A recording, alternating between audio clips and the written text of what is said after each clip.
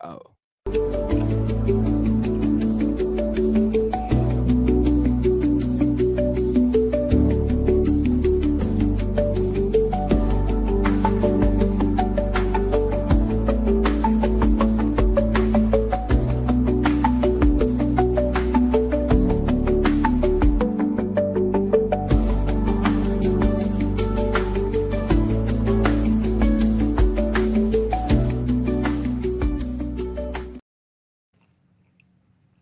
Hey, it's Parlay Pete. How you doing, man? Well, hello, neighbor. Long time no see. Where you been? I've just been tending to my greens and tomatoes and whatnot out here. How's the How about you? family? They're good. They're good, Lee. How are you doing? Oh man, not too bad. I'm just sitting here, wearing some championship Georgia gear. I just couldn't put on anything else. I just I wanted to feel good today, so I put on some champion gear. You wanted to feel something. Yeah, Yeah. it's like micro penis. Look, it's certainly something that we've all dealt with, and I think we deal with maybe a little too much, at least when it comes in regard to the team that we're going to end up starting off with. But first of all, only because I didn't catch the beginning of the show, I have no idea if they addressed it or how it went. Happy fucking birthday! Obviously, today is not your birthday, but for the audience out there, yesterday was Lee's birthday.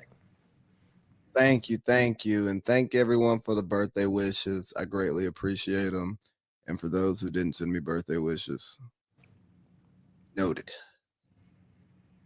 Noted.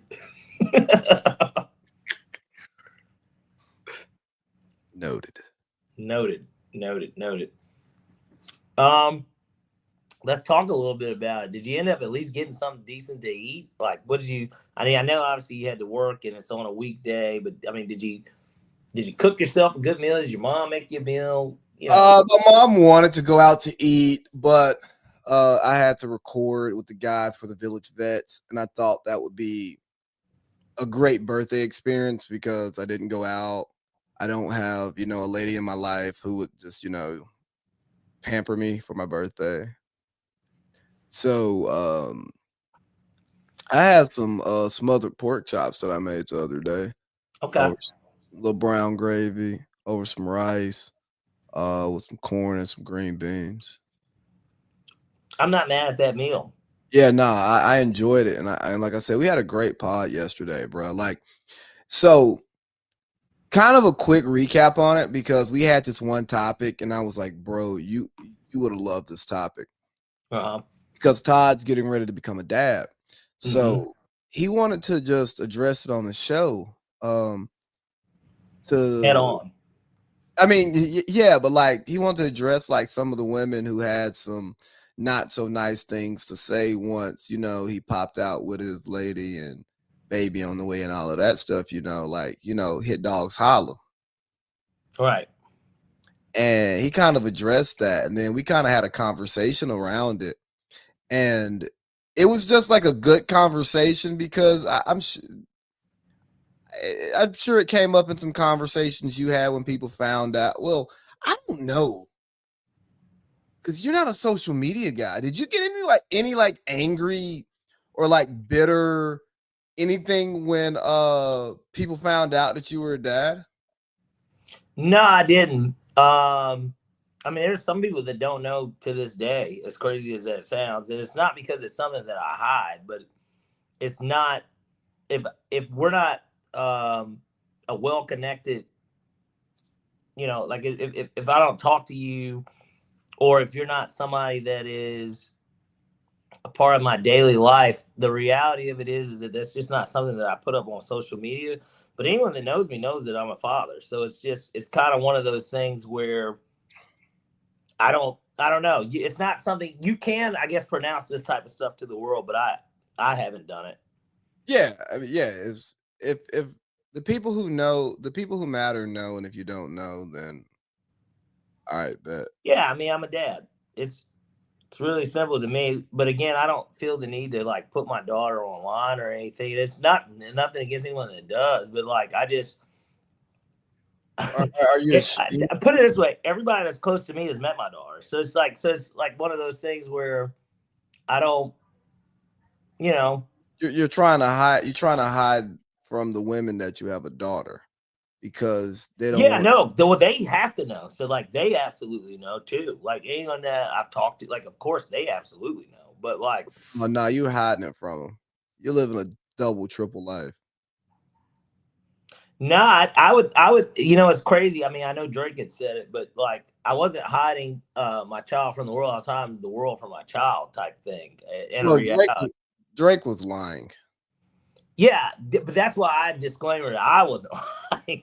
But what he said made a ton of sense. So Drake did not want the world to know that he fathered a child to a soft-core adult actress who he also engaged in what they called it, a train with A$AP Rocky with. Yeah.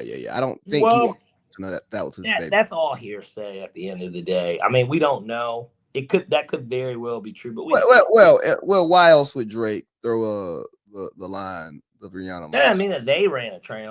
That could just mean that he slept with her at one point. I mean, that's what the rumors say, but you know, you'd be surprised. There's Morehouse dudes that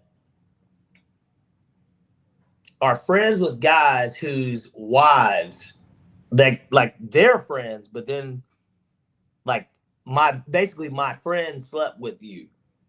Yeah, no. And they know that, but they know that, like in the back of their head, like they know that. Yeah, that doesn't work for me. It wouldn't work for me either, honestly. I don't think I could do that. But there's some people that are better than me then. Like they're I'm not even gonna call it mature. They're just their skin is a lot thicker because I'll tell you, there are some girls that I have at one point in my life that I wouldn't have considered dating because they were like with a guy who was like in my circle. But if said woman today could pop into my life and I will be perfectly okay with it, knowing her past with that other person, but that person's like no longer in my circle. So like it don't matter. Well, I guess we get some funny comments here, but I guess for me, I look at it more from the standpoint of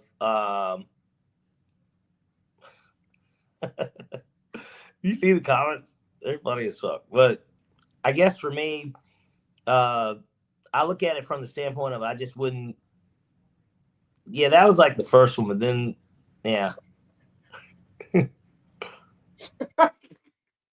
All right, I think the shit's funny as fuck, even if it's trolling. But engagement, we appreciate it. Let's go to the super chat.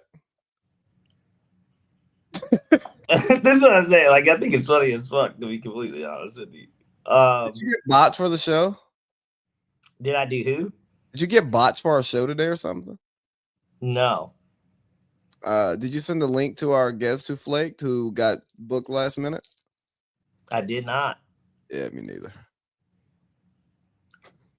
Nigga didn't even open the fucking thread. He just saw it and was like, yeah, okay. All right. Because I ain't opened that thread either. This shit stank. I think I'm gonna be honest with you. Wait, but I'm not even upset like about it. I think I'm more just like I think it's distracting, like more than anything. I guess I could probably move it over.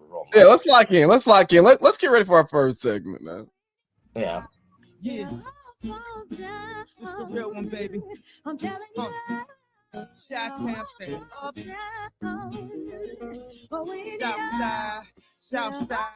we gon' set this party off right.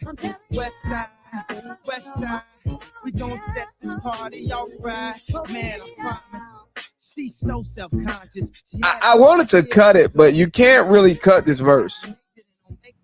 No, this is one of the classic Kanye verses that will always land and as a song will never fail, right? Like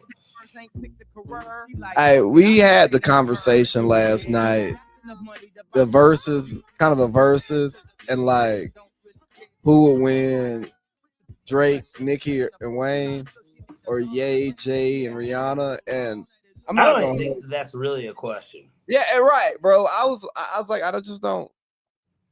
I don't Nicki know why. Minaj doesn't have more hits than Rihanna. Drake would be the one going against Kanye, and I think Kanye, as great as Drake is, Kanye's versus God. that's what I'm saying. I don't think he can lose a versus really to anyone. And then Jay-Z to Wayne, I guess it just depends. Like, what's the basis? Because if we're basing, is it mixtape too? Like, what, bro? But if we're if the three camps go and say it's a 30-song verses, and we're not gonna have this. We're not gonna do this long. If they do like 30 songs, right? Well, we're not gonna do 10 from each person. We're gonna pick the 30 best songs / verses from these people's catalog, right? Because you might have to pull out "We Taking Over" for Wayne. You know what I'm saying? yeah. That's one of his best main verses. Or somebody made a very good point. You know, Wayne, I thought Body Show Me What You Got more than Jay. Well, yes. Right. So if he pulls out the mixtape catalog, he could do a song that's a Jay beat, an actual Jay song, and be like, okay, well, you play Show Me What You Got. Well, now here's mine. Like, do you think Jay would allow that? No, but but versus has never been a mixtape thing anyway. But then again, we haven't really had mixtape. I mean, I guess Gucci and Jeezy kinda, but like, I mean, even Jay has to approve their playlist for him to show up. Until Manny Fresh is DJing and just plays it. Nah, that wouldn't happen. But because you'd be blackballed from the industry forever. Them niggas all been blackballed anyways to begin with. Yeah, but let's get to what we're really here for. I wish I had some rotten tomatoes to throw at this rotten coach and this rotten football team and this rotten handler. And hell, the DC was fucking rotten last week. He let Bryce Young throw for a career high, 450 and 3 tubs? No turnovers. Like, this is Bryce Young we're talking about. The guy with one of the lowest yards per attempt since Vietnam. Yeah, a guy that if you looked at his stats today, but somebody said this was in 1942, you'd be like, oh, okay, yeah, that makes sense. He was running the wishbone, you know? And so, or better yet, this guy was at Army. He was like playing quarterback at Army. Bryce Young is good for like 21 for 30 for 174. Interesting fact, his last 3 games combined, he still fell 100 yards short of what he did to us on Sunday. So think about that. 3 games combined, he was 100 yards short, and touchdowns, he was 2 short. And then obviously he was -3 in the turnover department. In those 3, and then he was +3 in this game. And obviously they were impressive win against the Packers, but they were 1-2 in those games. We're the worst team in the division. Well, we'll get to find out on Sunday, won't we? Because that's what's at stake. Last place. Well, you know, if we lose, we drop to 0-4 in the division. We have the same record as the Saints. So that would mean we're in last place.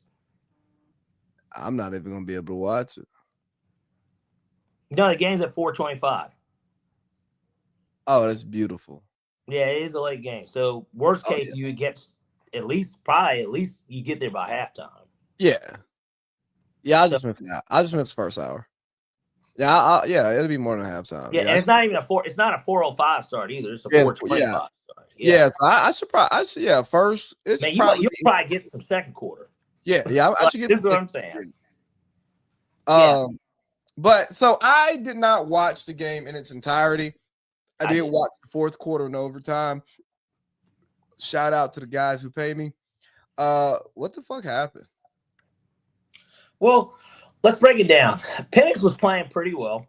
I don't. Oh, Terry's getting fired now. By the way, is that breaking news? No. With Penix having another ACL surgery. I thought you meant it was official. We knew that he was. We knew. Yeah, but I'm just saying with Penix having another ACL surgery. So before I break down the game, just because you're bringing up firings, Lee, they're going to clean house. And I mean, when I say clean house, I think Rich McKay is going to be gone too. I think the house is going to get cleaned. I think we need to get if Rich McKay gets fired, I don't give a damn what anybody says. We were one of the first people calling for Rich McKay's head. We've been calling for it for years. Yeah, like years. Like years. But when I people think like last year. No. Years. Yeah, we're on like year 5 of calling for Matt Ryan still had another training camp to get ready for with the Falcons when we were calling for this. Yeah. So like this isn't something new. I want to say that COVID was still shutting down certain states when we were talking about this. And so, my biggest thing is this, and I spoke with Justice. We spoke ad nauseum about it because we were talking about the betting odds for Sunday. Hey, you want to call? You want to do our quick piece? Then give him a call. Because we haven't had he might be Ubering. Okay. Now he might be okay to still do it. Yeah, if you want, shoot him a text. But we talked about this because basically once Penix obviously got ruled out officially, we kind of knew because they had said it anyways. And it was weird because we didn't know. So on Sunday, when he got hurt, nobody knew the severity. It was just like, oh, he's not going to return. But he was on the sideline. He's smiling like he's on the sideline. Like he's not in the locker room. So it's like, okay, Michael Penix might not, like, he tweaked. I don't know. You don't know. Nobody knows. It wasn't like and even when he went down, he walked off the field. So, again, nobody really knows what's going on. But you look at the game and the way that it transpired, and you don't just shake your head to the idea of, well, the Carolina Panthers swept the Falcons. It's just more along the lines of this. What are we really doing? How do we get better in one position that has plagued us for years, which is getting to the quarterback? We're second in the NFL in sacks. We're second. And I hate, real quick, you're already seeing them creating the narrative of the Falcons being dumb for trading the first round pick. They got the right player. Remember the player. Don't think about the projected draft pick. They got the player. Well, I guess we would have to see if there's a player that's drafted in this class that's a pass rusher that's better than him. No, not even a pass rusher. Think impact that could have helped our team. What player in college football have we watched that would be a need for the Falcons, or because you could say quarterback is a need, right? But they're not gonna. They probably don't do that unless they clean house. But like a position worth a top 10 pick and a player that would have immediate impact. And we also got Xavier Watts. People have to remember that we did get a third from them too in that deal, and Xavier Watts was the pick. Now, this is what I was going to say, because you were saying what player. Yeah, but get back to your point. I just wanted to throw that out there before I forgot about it, because it's a very important thing to note that we didn't lose that trade. We did not lose that trade. We're about to eat up at least 45 minutes here. Oh, yeah. Seriously, talking about this, because it will be a deep dive. But, okay, to my point, the idea was this. We're second in the NFL in sacks. We've been probably 4 of the last 5 years have been last. And then I know one of the years we were like second to last. But over the last 5 years, we don't have that type of production out of that position. Now we do. You got this production at this position, but we're continuously losing games now. So it's kind of like, how do you take one step forward at maybe even 2 steps forward at the worst position that you've had all season, and then everywhere else, it seems like you took a step back. You're 6-3 last year, or 6-4. We'll even say 6-4 because we're 10 games in. You're 6-4 last year at this point. You're in first place in the division. You're 2 wins over Tampa. Optimistic about the future, even though things aren't great. It still is like, okay, this team is still a playoff team. Like, you can do this. Terry Fontenot.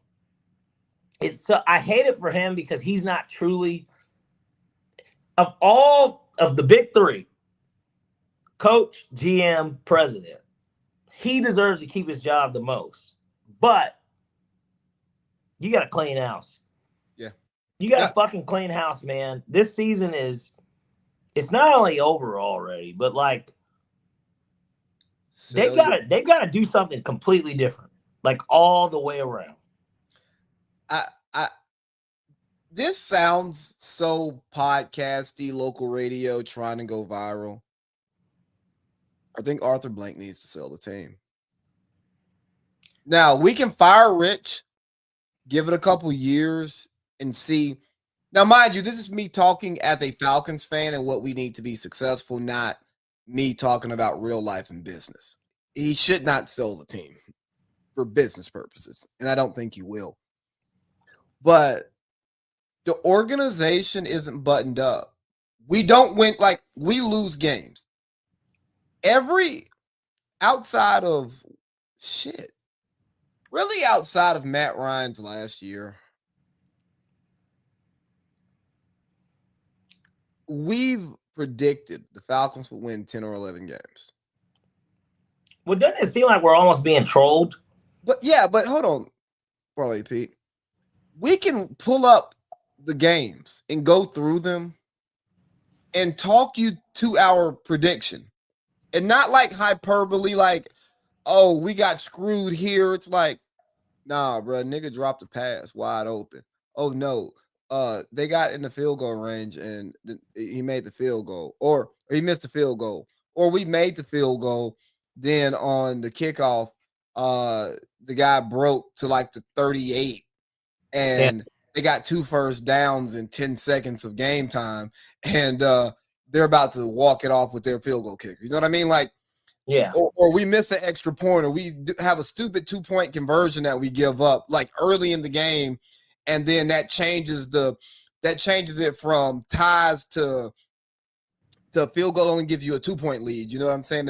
Or they're up 1. You know, just the weird stuff that happens to the Falcons. So like, it's crazy because every year we make similar predictions, and you see it almost play out. So it's not just the players. It's not just the coaches. It's not the quarterback. It's not the GM. There's only 2 people, front-facing people. Obviously, there are other people who are in their ears that have been there forever. Correct. But there's 2 constants, Rich and Arthur. Well, you know what? The owner's never going to fire himself. I mean, as an owner of a team, the Falcons are a consumer product.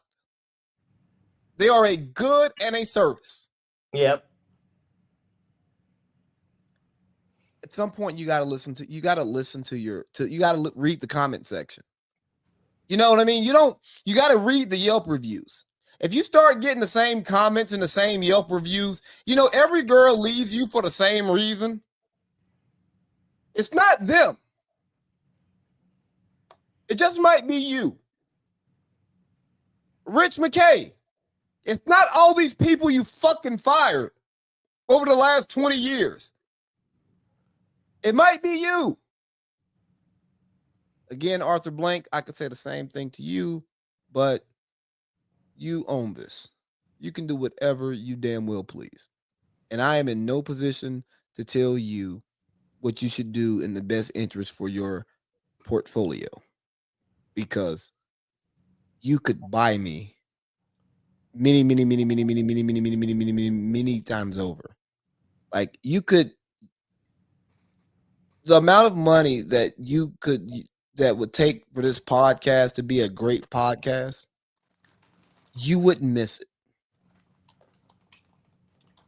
Like if we just stole a couple million from you to get this thing really up and running, like build out a fucking studio, all this other shit, and have some money to pay some people to come sit and talk to us to make us look cool, and get one of those nice little green walls to take pictures with our guests after. Oh man, not the green wall. Yeah. Arthur, you wouldn't miss it. Like your money's guys like assistant would be the one who would catch it. And it would never get to you because it'd be like, bro, don't bother Arthur about $2 million. He's gonna make us do way too much work for some money he doesn't care about.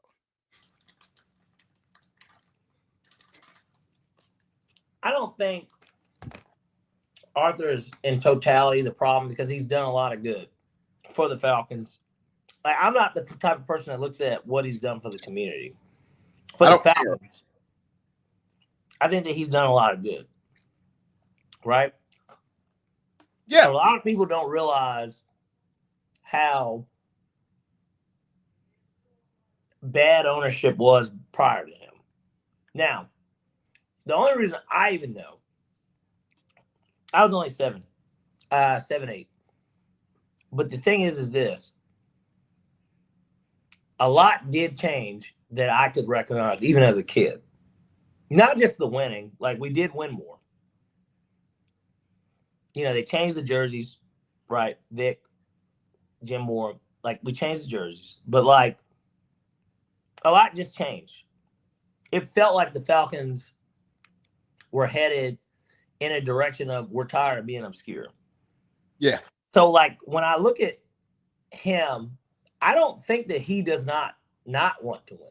I think that whoever, aside from Rich McKay, who's obviously his right-hand man in football, it's the other people around him that weren't telling him, get rid of this fucking motherfucker. Because this has gone on for a minute now. It's hard to believe that he's bonded this friendship with him. And that's why we always make this joke of like, he's in the Epstein files. And Rich has the proof. Because it almost doesn't make sense because of what has happened over the past few years with the Falcons. It's one thing to have a couple of down years. As good as Arthur Blank's ownership has been, this has easily been the worst portion of Falcons football in the franchise's history. They've never gone more than 6 years without making the playoffs. We're about to be on year 8. Think about that. You spent this money on. Damn, the Browns. You paid a quarterback $100 million coming off an injury, and then you drafted a quarterback that has knee problems and is like noted knee problems. And I like Michael Penix. And you're trying to get Deshaun Watson while chasing out the best thing that's ever happened to the franchise. The one thing that's brought stability. We've got plenty of great players. Anyone can argue me till they're blue in the face. Julio's a Hall of Famer. Matt Ryan might not be. But who's more important to the franchise? Matt Ryan. Yeah, absolutely. Matt Ryan's more important to the Falcons than Julio Jones. I don't care what anyone says. Because he is. But you chased him out to get a dude who ended up being butt. Now, we don't know how it would have played out if he played here in reality. I mean, he did go to Cleveland. But, like, I mean, he could have been better. He might have been happier here. Hold on. I don't know. Cleveland's been to the playoffs twice in the last 8 years. Did he play in any of those playoff games, Lee?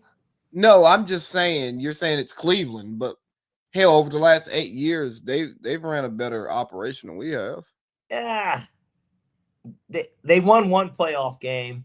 They've had ups and downs. We've just been stagnant. Well, it's been like we went down, then we just stayed at. Yeah, no, we're riding a wave. Yeah, but the wave, it's not a high tide type wave either. Like it's just like a, something to where you're okay with your kids going out there with their boogie board. Bro, we might not even because they won't really get swept by under that wave. Bro, we might not get the 8-9 special this year, or the 7 and 10 piece. We might be talking 6 and 11. 5-12.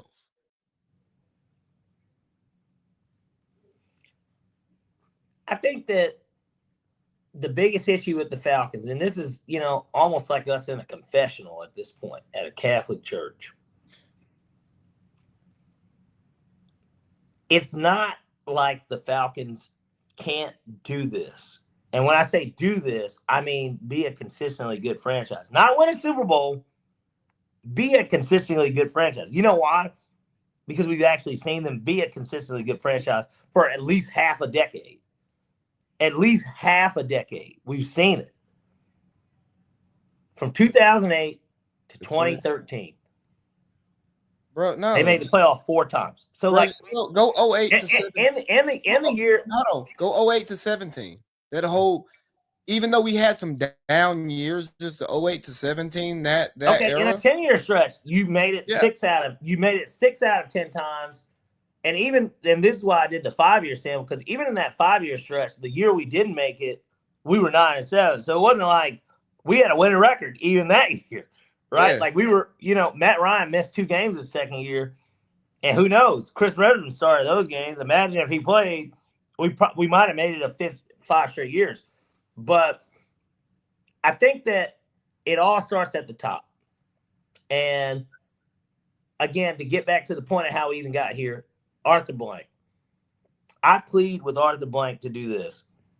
I don't have an issue with him as an owner for the city of Atlanta. I have an issue with him as an owner of a football team. Please hire somebody that knows something about football if you don't care enough to know about it yourself.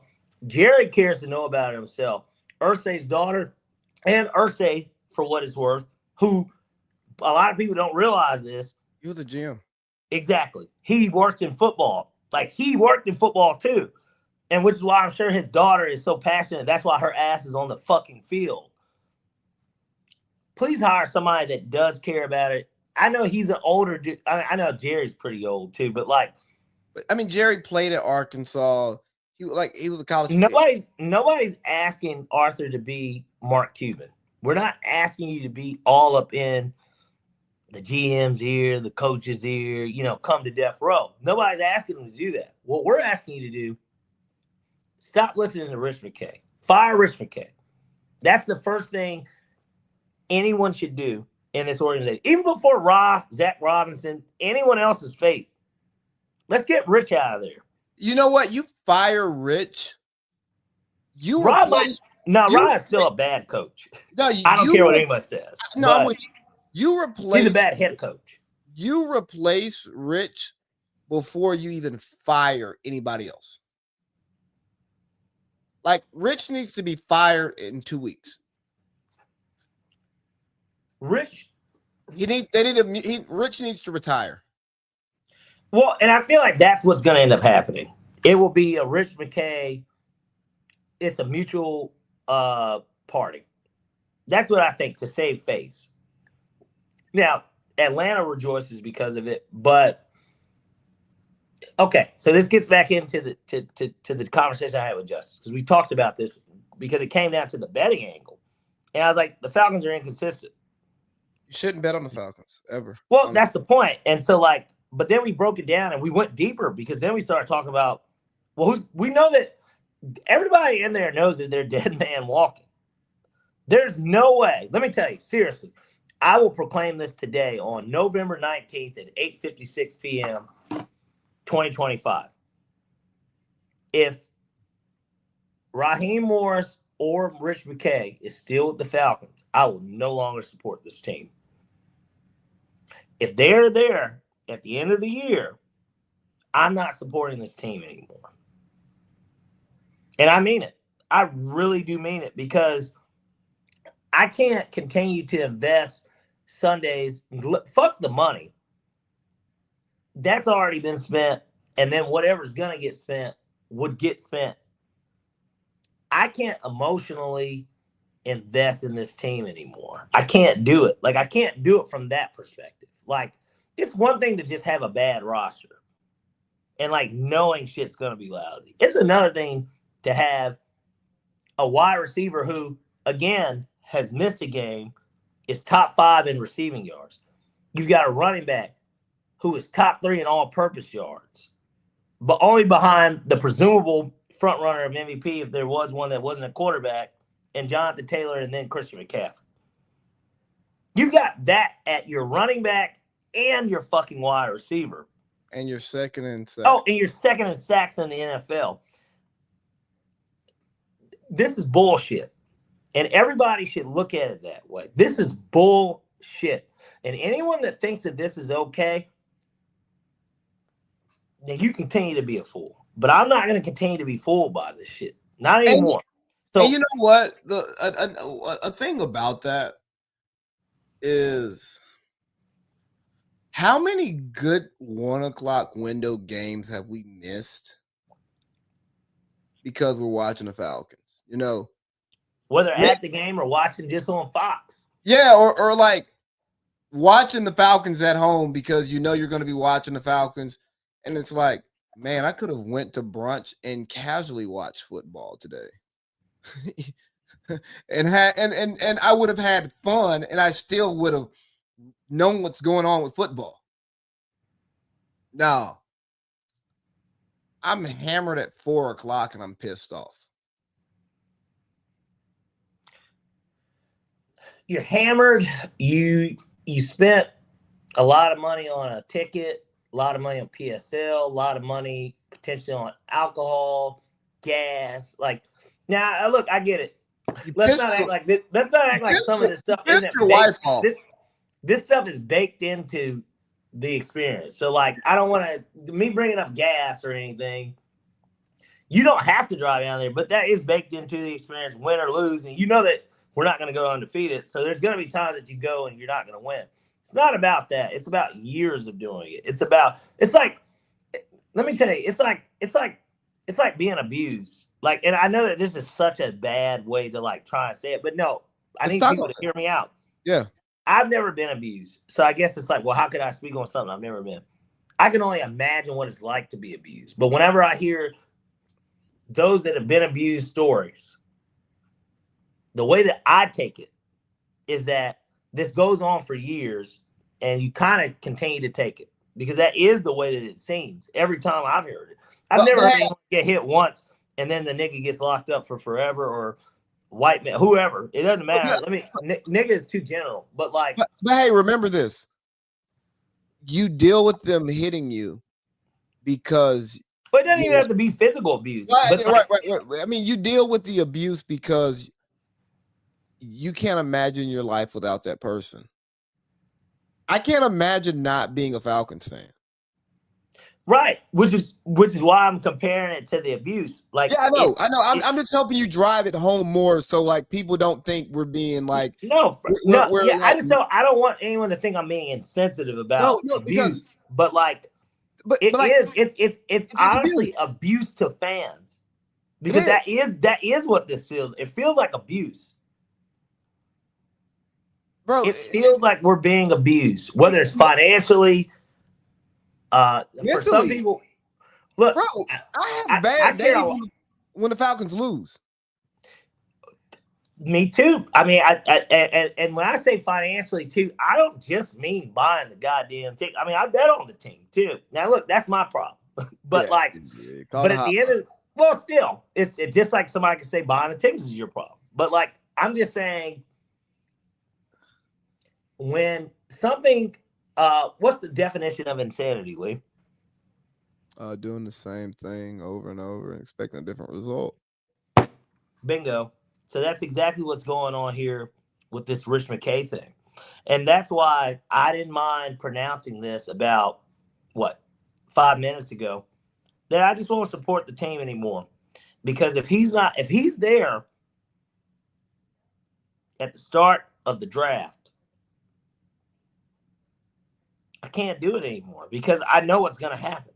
Like, imagine being a fan of scary movies and knowing who the fuck's going to die every single time. You know they're going to trip over the wire. You know that Jason or Freddy's going to be right there. And there's nothing you can do about it but continue to watch it over and over again, knowing they're going to get slaughtered. Bruh, I ain't going to hold you. I was thinking the other day, I'm like, dang. I might do like a Hawks 10-piece or 20-piece next year. Which we will get to that if you. I know. I'm sure you did. I did my. I went through pre-production. Come on now, I'm a professional. Yeah. But no, so, I'm really thinking about. I might just do that instead because. Man, fucking are the Braves. Goddamn it! I mean, at least with them, it's the battery. They're closer to you right now. I know that. Once you move down, but they're closer to you now. The tickets are cheaper on a per game basis. That's the battery. They're winners. They won. Yeah. Fuck the recent World Series. They're just winners in general. Yeah. Yeah, we want to win the whole thing, but gosh, again, like you said this a few weeks ago. You said it multiple times over the past years about a one Julian Turner. Man, I die to be in your position. I'm okay with just if our stagnant is make the playoffs every year and have a winning season, sign me up. Yeah. Sign me up, God damn it. I mean, just think about this with the Braves, right? They had a down year. They got hot late. Injuries, a lot of injuries. They had injuries, but that was like an injury thing too. But we were bummed out about it when everything was happening. But once the season was lost, it's like, all right, who cares? And it's not because you're less invested. It's because they have so much goodwill built up that if the team isn't competing for a season, you're not mad. Like that. Like this hurts a lot. This hurts a lot less than losing to the Dodgers in the playoffs. Honestly, that and then when Vegas, which Vegas doesn't like to lose money, and they don't lose money. That's why they're still in business.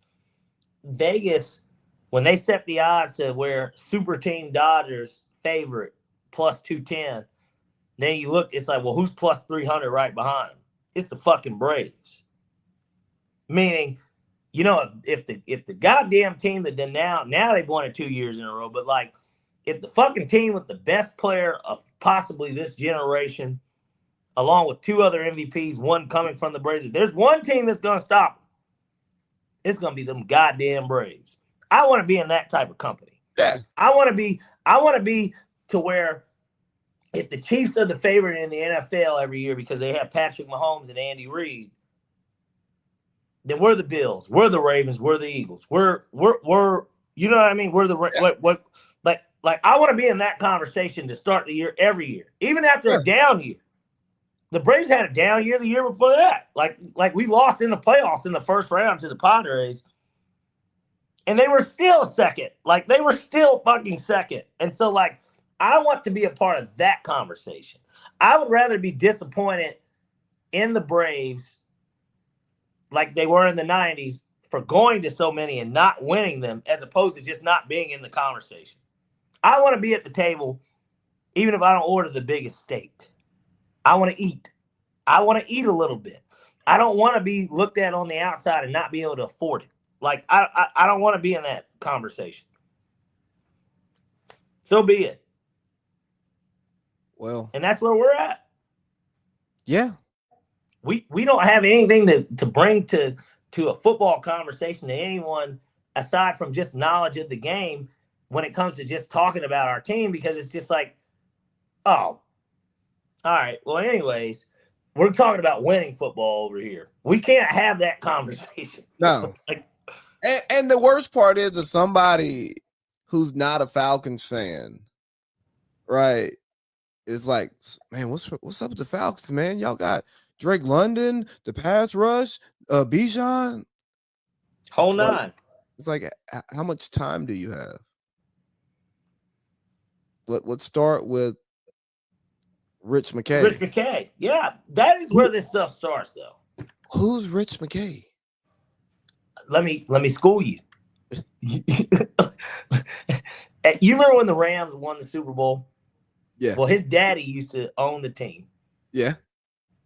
And he kind of took over football a little bit. He gets credit for being the GM. Tony Dungy built it.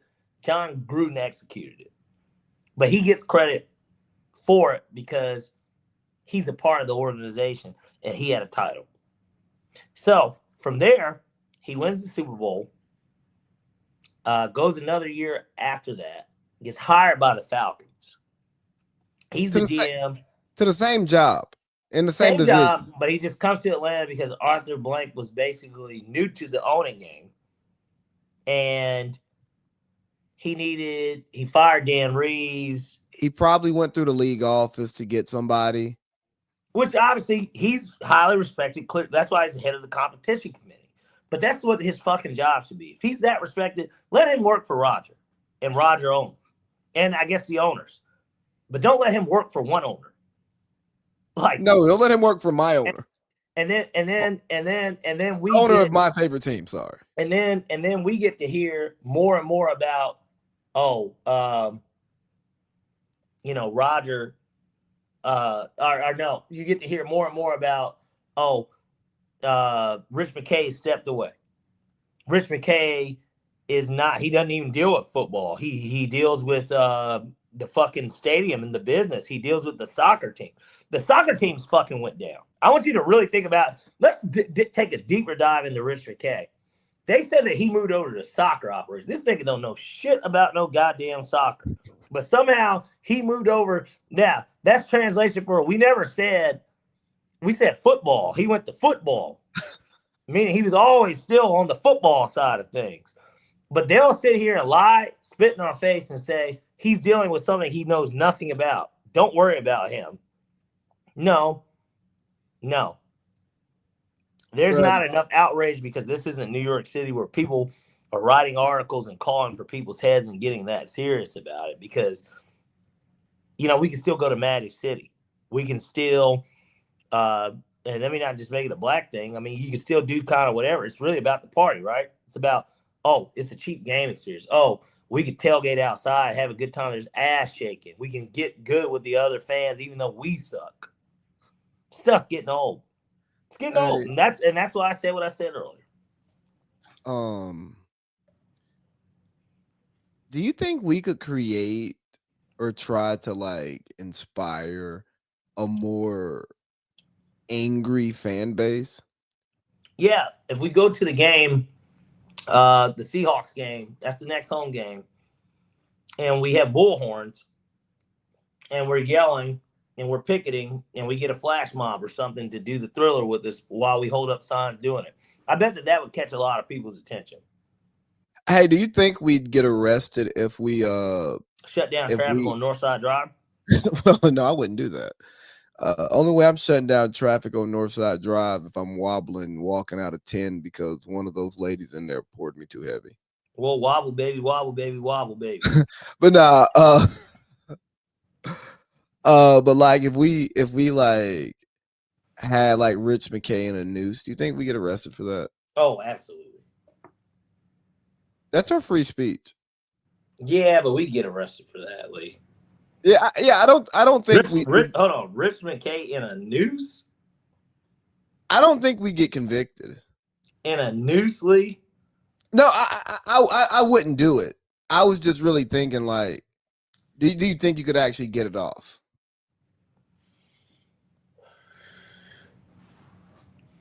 Not in a noose, no. And it depicts him, no. I remember being at a high school football game once, and a parent was yelling off with his head directed at the head football coach. Yeah, but I mean that's. I know. I'm just. Again, I wouldn't go out there and bullhorn and protest with Rich McKay in a noose. That's irresponsible. Okay. It's just the South. It's insensitive. It can just go. It's not right. Yeah. It can just go too many ways. You can't make hanging jokes anymore. 20 years ago, you could make a joke about hanging somebody. Oh, hanging? Yeah. But this took a dark turn. Well, did it take a dark turn, or is it one of these things where you're sick and tired? You're just tired of the same old same. We're just tired of the same old same. Can we make a Dan Reeves type hire? So, all right, this gets back to what the conversation that me and Justice had. So then we moved on to coaching. right? In terms of, well, who do you hire? As it sits today, there are 3 people. I said, first of all, Dan Reeves is the last hire that we made. Yes, Ra was a coach before. He was a losing coach. Aside from that, we have not hired a veteran head coach since Dan Reeves. Jim Moore, Mike Smith, DQ, Arthur Smith. These are all coordinators. Now, you can say that we kind of hit on DQ because we did go to the Super Bowl. Yeah. We went to the playoffs twice. He was 8-8 his first year, but like but we haven't brought in a coach who's proven it. And he's proven now, and even in his second set, yeah, he's got the injuries and whatever's going on in Washington. But I think around the league, everybody believes Dan Quinn's a good coach because I think he's a good coach. Yeah. So let's get back to who we should go after. So, but this gets to my point. No first-time coordinators. We missed out on that. You had McDonald and you had what's face in Chicago. Yeah. So who are you thinking that's out there? Well, we have to go offense. So obviously McCarthy's the first person that I know is a free agent that comes to mind. Now, the season's not over yet, and I'm not saying I don't believe that LaFleur shit, but who knows?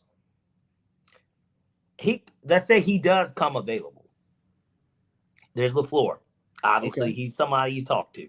If John Harbaugh, if somehow the Ravens don't make it and they decide to mutually part ways, I'm not saying that's going to happen, but I'm just saying it could. If they decided, just like when the Eagles with Andy Reid, if they decide to mutually part ways, you don't let any of those guys, if those 2 become available, it's a matter of who wants to accept first. I would offer them both, and whoever signs first is who gets the job. But McCarthy is the only open free agent. I think Clint Kubiak wouldn't be bad. And if we did do a retread head coach, I know they're having a rough year, but Cliff is somebody I would talk to. And then the other idea, if we went the avenue of college. Don't go Cliff. And if we went the avenue of college, there's only going to be so many people that, depending on how they looked at the draft process when we drafted Penix, why not just call DeBoer? I just call him at this because let's see if he wants to leave. Would he leave? He's had success with Michael Penix at 2 different places. So like the road I would call DeBoer too. If you're gonna look in the college ranks at all. I'm not saying do it. What are your thoughts on I don't know if you saw it, but it was from 680. I sent it to you. Hire Todd Monken to be the head coach, bring Stetson back home. I don't want no, fuck no. Who was that? Fennerin? Who was it? Or was it Matt Turner? Who was it? That said I just sent it to you. I didn't listen to it. I was reading it with the volume off because I'm fuck no. Fuck no. What about Kirby? Yeah, I mean, I don't think Kirby's leaving Georgia for any job. But like he's not gonna leave Georgia for a job that he knows he's gonna get fired from. So like people with the Kirby shit, that's stupid. It's just dumb take. And I don't think Kirby works in the NFL either. I don't know if he doesn't work in the NFL. I think that because he would in the NFL. That was an aside. It wasn't like a. No, I know, but I'm saying I think that he's more of a CEO coach if he comes to the NFL. That he CEOs it more than I'm gonna call the defense. Not that he does it at Georgia, but like. Just his style, though. His style is like it's physical football. It's very in your face, like. But I like the idea of no BS. That's what the organization needs. They need a no BS attitude. Yeah, but that's hard. Rich McKay is 100% BS. Like he's 100% BS. You want to know BS attitude, but you have to understand that a college coach coming up to the NFL who has limited NFL coaching experience, excuse me. He was in Miami with Saban, if I remember correctly. Kirby is too accomplished. I just think he's too accomplished to go to the NFL because his style may not work for certain players, especially players who haven't been coached that way. Mm-hmm. And Kirby's the type that would want to get rid of NFL players but the way those contracts are set up. Well, he's damn near dealing with it now, though, technically. But he has. For what it's worth. He can replace the players in college, and it doesn't fuck up his salary cap. Yes, the money spent, whatever, but I feel like at this point these contracts are super conditional. Like the NIL money, like they're tying conditions to the money. Okay. It was actually, I think it was better for a lot of players when it was brown bag money. Besides the fact it wasn't getting taxed. But because it's above board, we can put conditions on this money, and we can give you an advance, and we can hold you liable to pay us back. Whereas if you gave me $20,000 on a visit, while when I went out to the ranch to go shoot skeet, mm-hmm. you couldn't give me this money, so you can't make me pay it back. So, but again, that's why it gets to the point of where I look at it from the standpoint of Kirby doesn't leave anyways. But I said I was about to say that Kirby to the Falcons should not be a conversation unless it happens, unless he takes an interview, mm-hmm. or he signs a contract. It should not be a conversation because it's stupid. Yeah, I agree. I don't think that that's even a consideration. What I do think is a consideration is, I think that Frank DeBoer, depending on how this season ends with Alabama, you got a legitimate. No, I'm just saying, if we're going to do college, if there's going to be anything college, you shouldn't do college. You shouldn't. I agree. But I just laid it out. Yeah, I don't want anything but a veteran coach. And Mike McCarthy fits the mold in terms of who's available today, like as we sit here today. Like Virginia, I tell you, and I know we're gonna get to college here because I know we knew that we were gonna do this first hour damn near all Falcons, but like you look at Virginia Tech, they zoned in on their guy. There was no fucking waiting. They didn't need to be like Florida, LSU, Auburn. They didn't need to do it. You know why? Because they were like, well, hold on a second. We've got a program changer. We've got somebody we know will at least get us to something that we want. Yeah. At this point, yeah, I want to hire the coach that's going to win us the Super Bowl. But, like, no, man. Let's get somebody that's going to win us some games. Like Mike Smith, although not a veteran coach, he was a great coach, starter coach to start the shit off with. The defense was good in Jacksonville. Like everything was right about him. Get to the next point with Justice that y'all talked about. That was it. That head coaching wise, we knew that we needed to figure out to get a veteran head coach was what I wanted. Like I'm saying, like we needed a veteran head coach, and Mike McCarthy to me makes the most sense. He's won at every stop that he's been at. He's won a Super Bowl. Yes, Dak Prescott and Aaron Rodgers were his quarterbacks. Yes. But they got better with him, though. They got better with him, and they were winners. They won games. Like, he's a good coach. And that's what we want. Like, we want to win games. And Mike McCarthy did the one thing that a lot of coaches don't get to do is his contract ran out. He didn't get fired. They went back to the table. He wanted to stay. They went back to renegotiate, and they couldn't come to a price. Lee, what I would give to see the Falcons get blown out as a 1 seed against a 6 seed fucking hot Packers team or hot any team at this point. But hold on. Let me get the coach. Like let me get some mic today, man. I got some. I want an offensive coach. Theoretically. I really do. Okay. Aaron Rodgers is hurt. Non-throwing arm. We don't know how long it's going to be. I don't think he gets fired. That's hold on. Steelers fans aren't happy with Coach T. He might need fresh air, and he might say, hey, I need a quarterback. And I think a healthy Michael Penix could possibly be what I'm looking for as far as a talent, because hey, Coach T is going to ask him to do a lot less. Okay. I mean, just the way that he coaches and plays football, he plays complementary football, unlike the Falcons.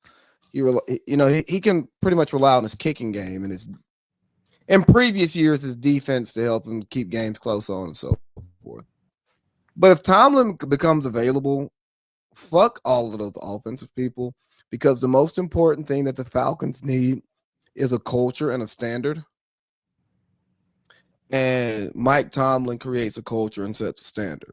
His quote, "The standard is a standard." We saw something this week in the interview when they asked him about the Jalen Ramsey thing, and he said, "Somebody spit about you. It's not about football anymore." Which pretty much is beat his ass, and I don't give a fuck. Yeah. I'm sure the team found a way to cover Jalen Ramsey's fine. You know what I mean?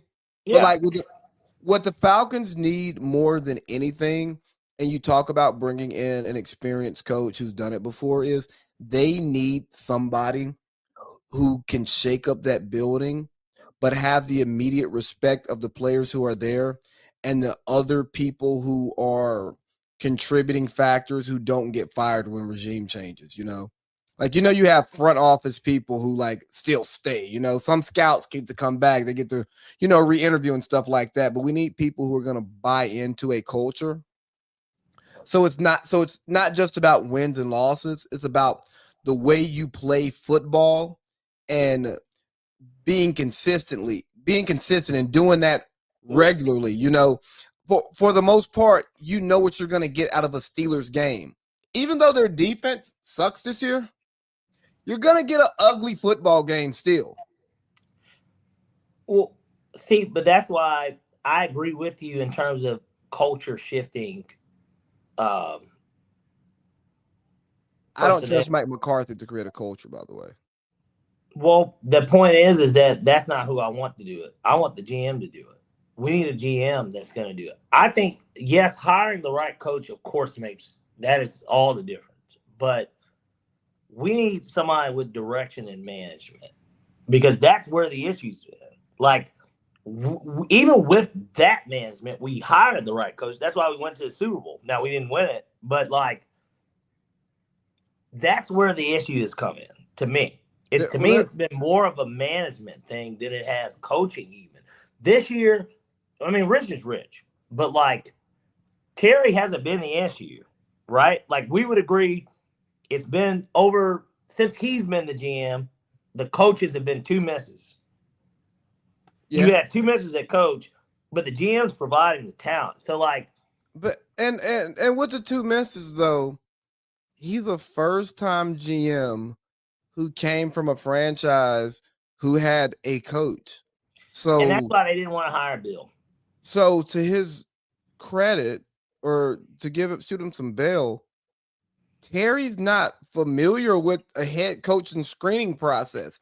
I know, he knows what right looks like, but knowing what right looks like versus pulling that from the interview, and Sean Payton Terry wasn't in on the meetings when Sean Payton got hired. He learned, he got to, Sean allowed him to move up in that organization. Okay. Well, Loomis is who, that's who he worked. He worked with Sean, but but if Sean Payton didn't because he was the top non-GM person, he was top personnel guy. Yeah. You don't get that job without director of player personnel. Yeah, you don't get that without Sean Payton. And the Saints, for the longest, did a very good job of drafting. I can't say. Hassan Reddick, I guess he was all right, but they reached like shit when they drafted him. That's just one player. And every GM, I mean, Howie Roseman drafted Jalen Reagor over Justin Jefferson. So every GM gets a fucking gaff. But I guess my thing is this. We need to get a football person in. If he wants another Rich McKay, you brought it up before. Let's bring Bill Polian in. Let's get somebody, even if he's not the GM. He's too old. If you need a right-hand man for football, let's get a guy that's done it. Because like we said earlier with Rich McKay didn't build that team. We know that he didn't build that Tampa Bay team. And more importantly, that was 20 years ago. And we've never had anything that resembles that Tampa Bay team. We went to the Super Bowl once, but in that 20 years that he's been here, we've never had a team that's even resembled that. So, which goes to show that he didn't build it. Because what did Hove say? He said, motherfuckers saying they made Hove say, okay, so make another Hove. He didn't make another Hove. He didn't. So neither did they. So what do you think the Falcons do for the rest of the season? What does the rest of the season look like? The rest of the season is figuring out who the fuck you're going to keep that's got expiring contracts. Kirk Cousins, go out there and make you some money. That is what this is at this point. What else? Hold on. Do you think Kirk gives us a chance to do what? Win some games? Yeah. I think the Falcons at most will win 3 games. I think that this is a 6-11 football team at best. Because we played New Orleans twice, he could get one against one of these teams that we shouldn't beat, because we beat the Bills and we beat the Vikings, which were 2 games on paper. We were underdogs. We were over 5.5-point dogs in those games, and we won them, and they were both on national TV. So who knows? We could upset Tampa, right? It's still a division game. We could beat the Saints twice. Who knows? Maybe we do beat the Seahawks when they come here. Seahawks are the best team in the NFL on the road. Maybe we get the Rams at the end of the year as a little. Oh, yeah, so we fucked up that draft selection. So you don't the pick. So you don't even know like what the 3 games are. You're just like shooting in the dark, like the 2 Saints games and a lucky one. Well, we got the Jets too, but like they got Tyrod Taylor. But Tyrod's going to be starting in those games, and who knows if Justin Fields was starting, he'd probably have a career day against us too. I mean, Bryce Young did it, and I'm sure that Justin Fields would love to light up his hometown team. Hey, yeah, you bringing that up. What as we get into the reactions from last week, is Justin Fields finally officially a fucking bust? He should have been one. He's on his 3rd team in 5-6 years. Yeah, can we finally? And this is no disrespect to him, the man. He's a great athlete. He was supposed to get drafted where he got drafted based on his body of work, but it didn't work out. And I've said this on this show, and I stole it from Jeff Teague when he was talking about Anthony Richardson. But I do think that athletic quarterbacks who come into the league and quarterback does not work for them, they should play teams should be creating the Taysom Hill role for guys who it's either a backup and you make backup quarterback money and you never get to play, or you play sometimes in packages. Although you're not a traditional quarterback, you don't do all the things the quarterback does. You get to throw the ball. You still are the backup, and you get to play and have an impact. Well, Justin Fields lining up in the slot, going in motion, lining up in the backfield, on like some doing weird motion, like that creates problems for defenses because he runs as good as any other athlete. But now you throw in the fact that he can throw the ball better than a wide receiver could on a reverse. You know what I mean? Why wouldn't Anthony Richardson do the same thing? Dog, if you want to play football, Not be in the NFL. I'm talking about play football. Quarterback is like the only position to where you can't go do something else. If you're a running back and you can't get on the field, well, maybe you can be a kick returner. Or you just hop on special teams and just go tackle people until you get to run the ball. You still get to play football. So but again, last point, I'm sorry. the The last thing is, bro, like I understand that there was a time to where the league did not want black people playing quarterback. And a lot of black quarterbacks were forced to change positions. Tyrod talked about it today after being named the starter. He was like, people wanted me to change to wide receiver, but I've been here 15 years. Like Tyrod Taylor, and he's steady. Yes. Tyrod Taylor is up there with your boy like Chase Daniel. He's known but as better. He's played way more games. Oh, yes. He was a star. He actually was a starter. He took the Bills to the playoffs. Yeah. He broke the streak, the drought. Yeah. But because I didn't want to cut it off because I knew we were talking about the Falcons and the schedule and where the wins are. But to get to that point. Oh no, bro! I was pivoting us out of Falcons. We stayed there too long. We're not like going in circles. Like we've got to get out of the Falcons. Like we're for sure. No, for sure. Because we Justin Fields to make us talk about the league. We're Falcons out. So and there goes the point. We're Falcons out. Mic drop on that because we are. Yes. We're Falcons out. Can we really talk about what I wanted to open the show with today, but because I don't have the free time that I used to, that I just didn't really express it and go and talk about it? We can. Let me just at least finish off what you literally just said, at least when it came to the idea of what Jeff Teague was talking about in terms of carving out a role for somebody like a Justin Fields, whether it be in a Taysom Hill type state. In The Dark Knight, the Joker says this to Batman: I'm not a monster. I'm just ahead of the curve.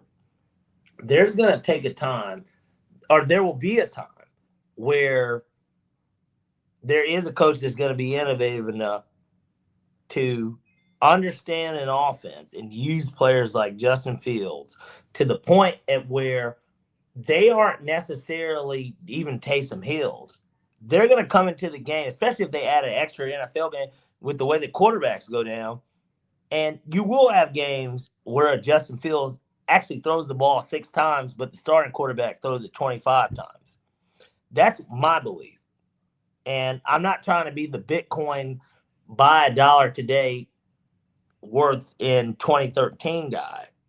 But eventually, I feel like that is where the NFL is going to go because they're going to have no fucking choice but to go there. And in college football, it's already – we've seen scenarios where David Green and DJ Shockley get some snap. Like, you see it in college a little. Alex Orgean, Michigan with J.J. McCarthy. Like, you've seen it before. Like, it's happened. Or Tim Tebow with Chris Leak. Yeah, I'm about to say a better version is Tim Tebow with Chris Leak.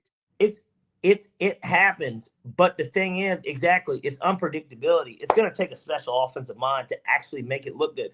Because plenty of people can put together the Wildcat, right? Like, they used to run that shit in Miami. I don't know. That wasn't under Saban, I don't think. But no, that was when Parcells was running Miami. He wasn't a head coach, but that's when he was down there running the pro. I forgot who the coach was. But then they were, Ronnie Brown, Carsville's own, getting direct snaps.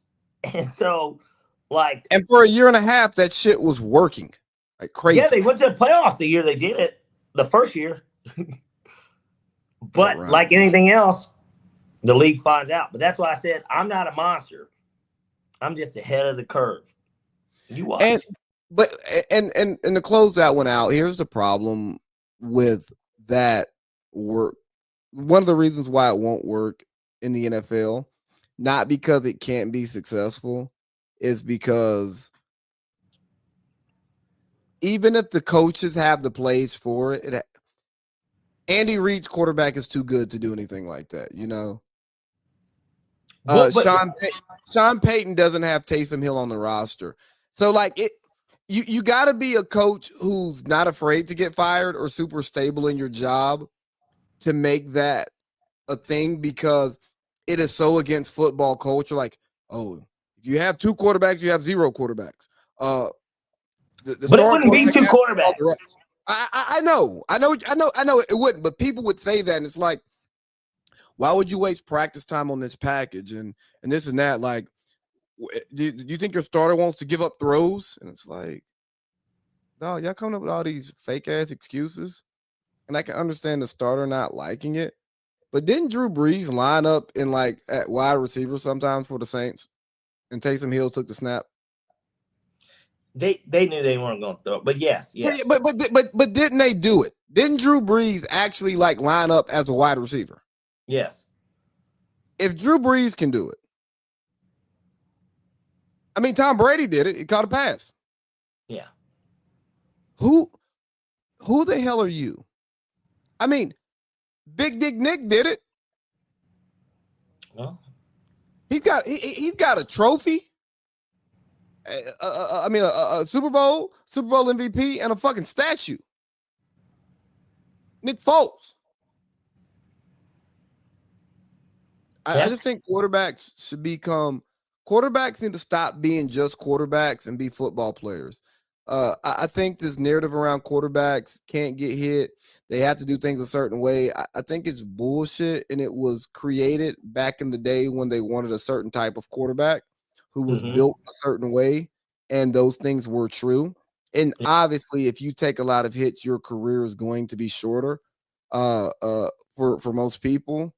But like when people talk about, oh, Cam Newton took too many hits, did the nigga played 13 years in the NFL? That's not bad. Or 10, 12 years. Like, bro, like getting a fucking 10, 12-year professional football career is fine. But let's get to what we're really mad about. Well, we already got to what we're truly mad about, but I know exactly where you're headed here. I was more mad at that Monday night debacle personally, because I'd already given up on the Falcons season. Yes, I was pissed off that they lost to Carolina twice. Yeah, like I was pissed off about that game, but it didn't change how I felt about the season, because to me the season was over.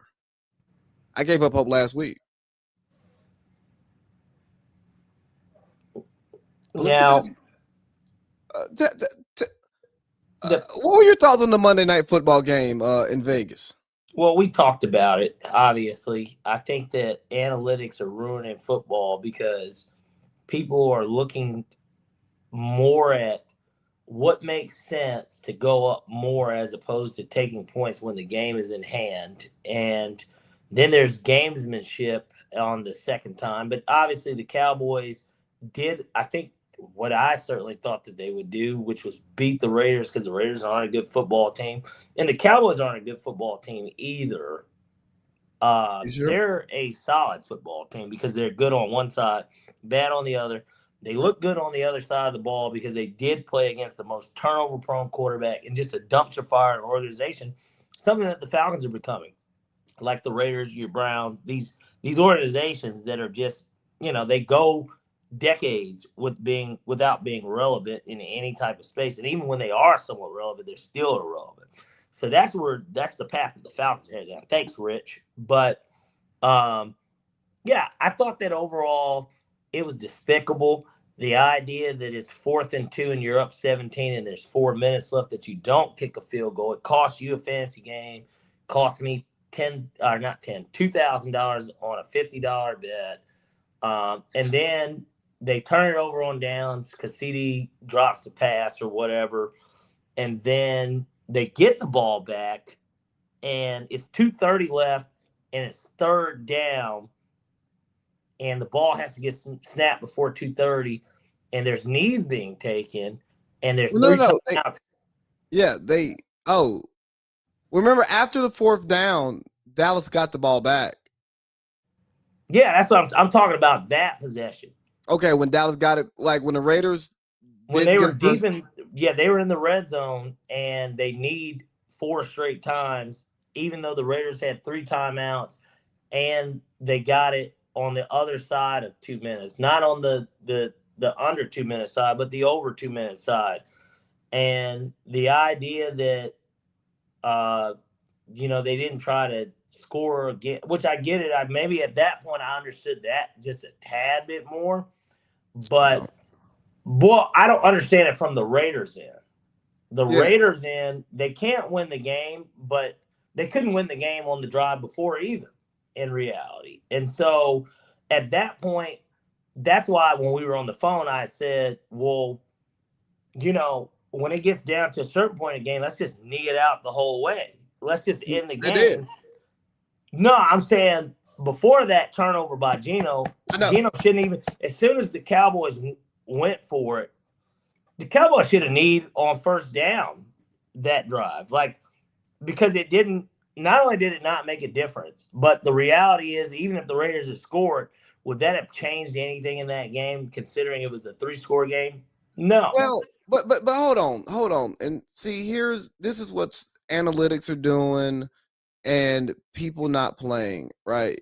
You play to win the game. Yeah. But the game is made up of plays. And as an athlete and competitor, you want to play those plays and win the play. Yeah. And hopefully you win enough plays to win the game, or you win the right play so you can win the game. We're losing that. Also, I listen to NBA players, again, different sport, but they talk about this all the time. Blowout, whether you up, you down, tight game, a little bit different, but you care. People care about getting their stats. So it can be bullshit time. And you're costing niggas money. But hold on, but it can be bullshit time in the game, and the starters are still in. They haven't got pulled out yet. And whoever your guy is hadn't hit his points per game average. You're like, oh shit, I only got 20. I need to get to 27. And I know we only got 3 more minutes. He gonna pull us because we ain't gonna come back. But it's enough time for us to make a run. Let me go get my points because I care about my stats. And again, basketball, you have a bit more control over that. But I just thought it was disgusting for competition.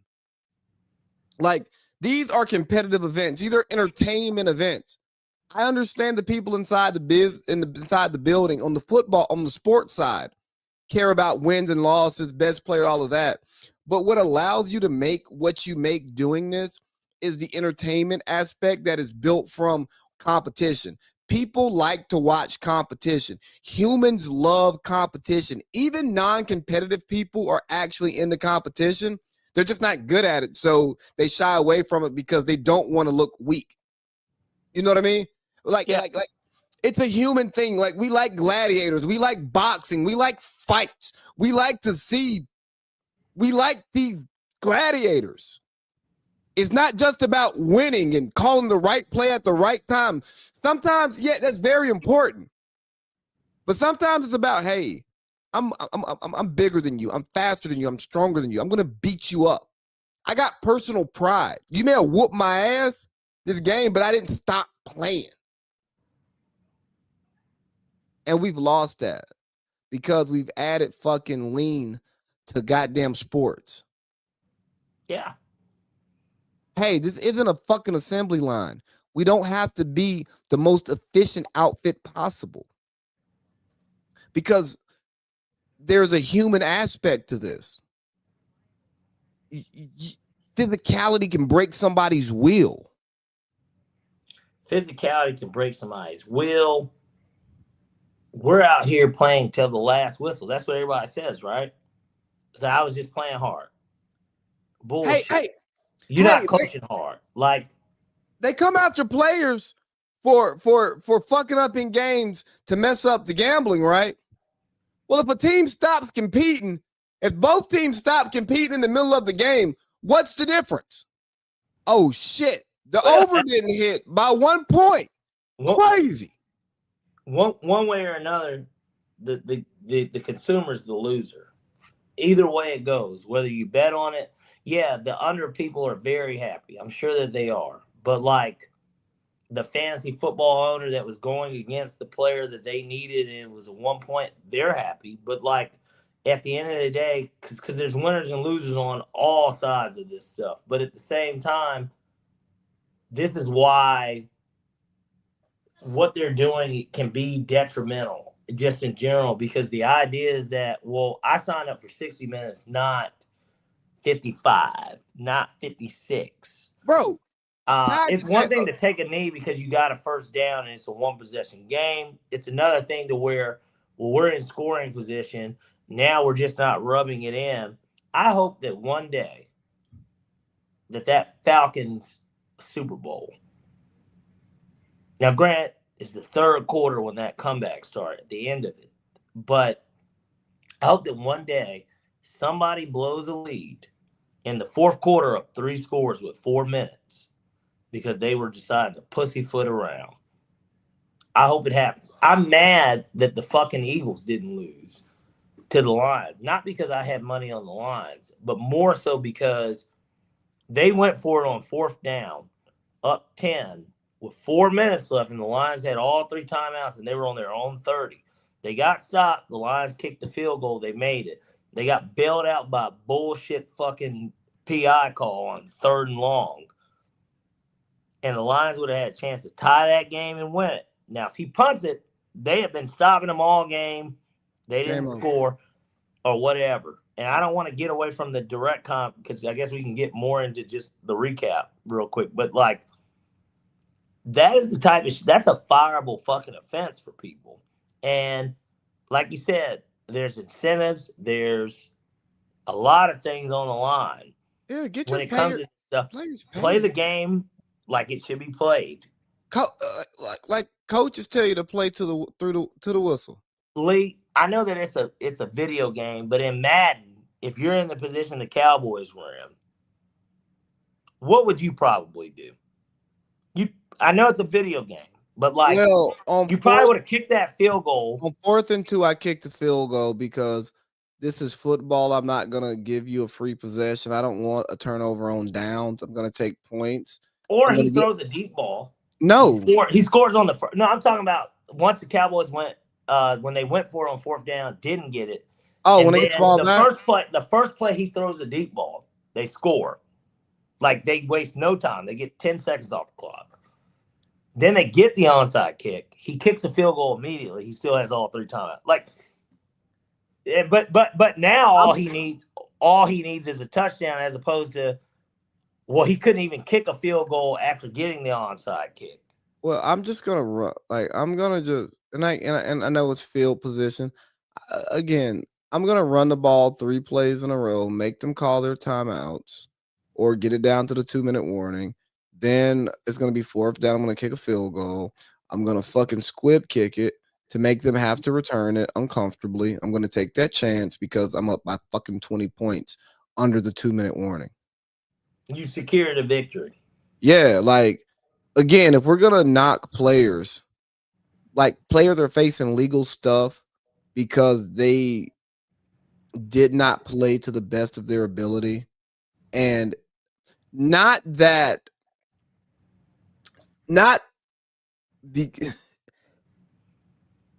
problem was that it affected the gambling because they were not playing purely. Correct. And we had an issue with that. I don't care if they were the reason why. The reason why it was a problem is because it affected the gambling. And this game here affected the gambling, and we're just, bro, no one's even talking about it. I haven't heard anybody complain about what the hell was Dallas and Vegas doing. I mean, was Shoddy out with fucking CD and goddamn Pickens? Yeah, they might have made a bet on the roulette table that if it doesn't hit black, I see you boys got all black. If it hits red, I'm sending you out the first possession. I'm going to see if everybody freaks the fuck out on Monday Night Football. Anyone that has your bet, the whole 9. And Shoddy's like, look, guys, they gave me this job anyways. I don't take it lightly, but I've already made it. Made it. My dad was should be Hall of Fame coach. Yeah. He coached many years in this league. I've been an OC. He didn't win a Super Bowl with Seattle, but like I have coached all this stuff. I got my offense is humming. Jerry Jones, our boss is actually the same. Like, as crazy as it sounds, maybe I'm your supervisor, but our boss is the same. And at the end of the day, boss can get rid of supervisor because you're a top worker. because that is how it works. That's how it works in the warehouse too, or anywhere. Like anything, there could be a supervisor, but if there's a star, that's the way it works. And so it's just like, it's crazy from the perspective of what it is that we went through with it. I lose 2K, you lose a fantasy match, which leads to 2K because that betters your standing in our league pays out over 2K to win. Yeah. Right. So and, that there's money on the line potentially there. And so and last thing here with the fantasy, the way that I beat you was total bullshit. Yeah, I know. But it was real football. Yeah, he fumbled. I mean, it's so like he fumbled, so you can so like you're obviously upset about it because it's bullshit. But you go, you know what? It was a football play. It happens in football. It's an eye for an eye. But when you watch, I beat point because Bo Nix kneed 3 times and lost a yard on each knee. Right. That's how I beat on a Monday night game. But even that is legitimate football. Yeah. They were up. They had the ball. They took a knee, and the game was over. And that's what you do in that situation. But not on the top side of 2 minutes. But I've never seen 2 teams just take like 8 straight knees. Pause. Correct. Exactly. Like and no timeouts are spent. That's not playing until the whistle. No, that's all the football I watch. So any and everything else is kind of on you. Well, no, I watched. We're running out of time to begin with, but let's do this. What time? How much time we at? We got 30 minutes. So, yeah, so I'll just quickly go through it. We didn't even talk actually about the Falcons game in depth because we had so much to get off our chest about that fucking sorry ass organization. Honestly, the only other game that matters is the Chiefs losing. Like, we don't even have to go game by game. The Chiefs losing. No, yeah, we weren't going to go game by game, but because we kind of already talked about the Cowboys and the Lions game. But yeah, Chiefs lose. I mean, again, I wasn't that surprised. Like, I think that the Broncos are well coached and they have a good defense. So the Chiefs aren't a lead on offense anymore. So it's not surprising that maybe it's surprising they lost. It wasn't surprising that the Broncos covered. Like, I'll give you a shocker. The shocker was the Jaguars-Chargers game. I mean, the Chargers. Hold on. I wanted to do a little bit on the Chiefs. Go ahead. Go for it. Do you think this is a step back season, or are you going to be like everybody else, afraid to pick against them and just say, I just can't pick against Mahomes and Reed? I think that they're going to still get into the playoffs somehow, some way, because we talked about our Super Bowl 6 last week, and they were one of the teams I named. So I do think that I'm not surprised that they lost, but I think that they get into the playoffs. Okay. All right. Which gives them a chance to win. Oh, but do you think if they get in, they have a chance to win? Yeah, because this year's top 3 seeds, as it stands today, are the Broncos, Patriots, and Colts, and none of those teams, I think, can beat Kansas City in a playoff game, even at home. Well, the Indy plays the Chiefs this week in Arrowhead. In Kansas City, and we'll get to the picks a little bit later, but you'll see exactly how I feel about that game. The Chargers suck. Their offensive line's not there. Jim Harbaugh can't coach without his O-line. Correct. Steelers beat the Bengals. They're talking about Joe Burrow might play this week. That literally came down today. Now, they're only 3 games out, and they still have to play Baltimore twice themselves. Yeah, you play Joe Burrow. If he's healthy, you fucking play him. It doesn't matter where the season's at. You fucking play him. And Aaron Rodgers apparently tweaked his wrist. I mean, they said it wasn't a break, but it's not throwing arm, but like. Hey, none of that shit matters. The Bengals could have lost every game this year. If Joe Burrow is healthy, let the man fucking play football. And again, the season ticket holders deserve that, by the way. Well, he's getting paid. Yeah, he's getting paid. Let him play. Like fuck tanking and healthy players not playing because we can get a better draft pick. Big dog, I bought season tickets to watch this nigga play. He's healthy. Put him on the field. All right, ran over. What else do we have to talk about? No, all good. All good. Obviously, that's pretty much it for this week. Just quick preview of least games to watch. We don't have to go in depth about them, but Bills Texans tomorrow is interesting. CJ Stroud's not going to play, but I think that the Bills, obviously, kind of a must-win for them. It's crazy. They're 7-3, and it feels like a must-win for them because New England's got a 2-game, really a 2.5-game lead because they already beat them in Buffalo at that. Steelers Bears will be interesting because obviously Aaron Rodgers owns the Bears, but he's also injured, and I feel like this could be a get-right game for him. He is not a part of the picks. We're not even going to get into the Joe Burrow thing. What's another just game? Colts Chiefs, we kind of already spoke about just a little bit there. Another game to watch. Eagles Cowboys, I think, will be super entertaining, considering how well the Eagles defense has looked. And then Bucks Rams on Sunday night should be highly entertaining, considering how well the Rams have played. But what says you? What do you think about this week's slate in general? I'll watch the back end of whatever 4:00 game is on my TV. I'll watch Sunday Night Football and I'll watch Monday Night Football. Oh, gotcha. Well, then here we'll do a 2-minute huddle, 2-minute drill here for the college football. College football released their rankings again. This was the third one.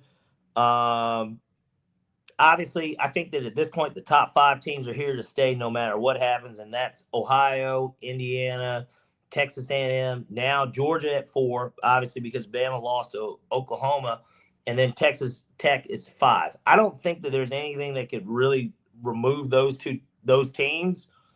They're going to be there, but then it followed up with who was 6? Because I'm not looking at it. I think Oregon was 6. I know Oklahoma was 8. Regardless, the point is, and I don't want to put out misinformation on this podcast because that's not what we're about. But point being, that shuffle between 11 and 6 is going to be so jumbled up depending on how this season ends. Texas A&M, they escaped against South Carolina in a game that they were favored by about 4 scores. And bro, why are you not talking about Kirby fucking taking a shit on Sark? Like you're talking about Texas A&M coming back and beating South Carolina. Nobody gives a fuck about South Carolina's sorry ass. No, it's not about. Let's talk about Kirby beating Texas, kicking the onside kick, 35-10, and then going into post-game presser and saying some coaches are giving out checks. You know, if you want to check here, you got to be physical. Yeah, and that's all that mattered this weekend. And again, and look, and I went against my code of taking. You know, this is how you know that Falcon stuff's gotten to me. I took Texas 7.5 in our picks last week. We went 4-2 in both, by the way, guys. But unfortunately, obviously, Texas did not cover. But fortunately, they didn't. But it isn't surprising that Georgia won the game. I think that I was a little bit surprised at how much they dominated them, but it told us the story of Texas this year. Everything about Texas has been not this I'm year. not going to say fraudulent, but they're not certainly what they were ranked to begin with. It tells the story of the SEC Texas. People like the idea of Texas in the SEC. Yeah. But Kirby said what he said for a reason. That was the SEC version of, bro, y'all ain't swag. Because they're not. They're not. Texas is like the most overhyped program of my lifetime, by the way. But they didn't move too far down in the rankings. They're number 15. And so they're not good. Yeah. They lost to fucking Florida. But I want you to look at it this way. If there's a 3-loss SEC team that gets in, they will let them in. And the reason why is this. Ratings. Miami's not getting in. Ratings. I don't care what anyone says. Miami won't get in. There's going to take a lot for Miami to get in if they don't win the ACC. ratings, but it's the same thing with now with Notre Dame. Of course, they can say we lost to Miami, who is rated, and we lost to A&M. But if Texas beats A&M, because Texas plays Texas A&M Thanksgiving weekend, not only now, and it could kind of fuck up the college football trajectory if they win that game, because this is what happens. Even though Bama lost to Oklahoma and Oklahoma lost to Texas, if Texas beats A&M, Georgia plays in the SEC championship against Bama. So you get a rematch. But if A&M beats Texas, and as long as Alabama doesn't lose, I forgot who they play this week, but like if Alabama wins out. No, they play Auburn. They play Auburn next week. They're on bye now. They play Auburn. So as long as they don't lose to Auburn, Alabama's in the SEC championship. So it'll be Bama and A&M, assuming that Texas A&M beats Texas. Right, and then Georgia sits, which Georgia will still be a top 4 seed because they got rid of that good fucking rule. Maybe not. Georgia might move up to 3, depending on only if Bama wins. Only if Bama wins the game. Well, Bama wins. They'll be a top 4 seed. Yeah, well, I'm saying they could move up to as high as 3 if no, never mind. Yeah, if Bama's gonna be above. Bama would still be 4. Yeah, they're gonna even a 2-loss Bama SEC champion. It's gonna be above Georgia. It's gonna trump Georgia. Correct. And they beat Georgia. And they beat them at Georgia too. Yeah, because like Indiana will drop if that game's ugly.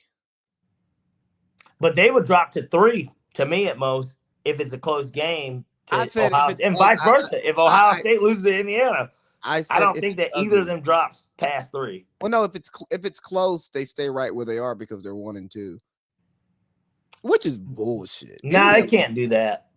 No. If it's a close game, only like you said, if it's close and if it's a close game, then like they're not. But that's if A&M. That's if A&M loses to Bama. All I said was if the game is ugly, Indiana drops tremendously. Notre Dame is gonna get in as long as they don't lose because what is tremendous to you? I don't think they drop out of the top 5. They'll be 5. They won't drop out of the top 5. That's still a home playoff game. I got you, but it's still a big drop when you lost to the number 1 team in the country and none of the teams who are below you got waxed. Hey man, it's college football. I'm just saying you have to get waxed in that scenario. But hey, you want to talk about this Major League Baseball TV deal? I did. I was gonna say that kind of for the ending here because it's not too much of a talk topic. I know that we're a little limited on time, but yeah. See, now I got to pull it back up. Hold on.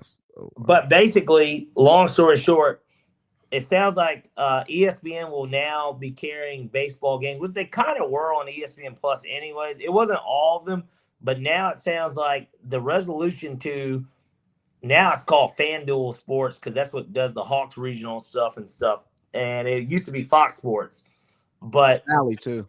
Now it's going to be just ESPN. It's pretty much covering all the regional blackout, all that stuff, games that aren't nationally televised, while Netflix gets the Home Run Derby, the Field of Dream games, and it was another game. Maybe it was opening day. Yeah, it's opening day.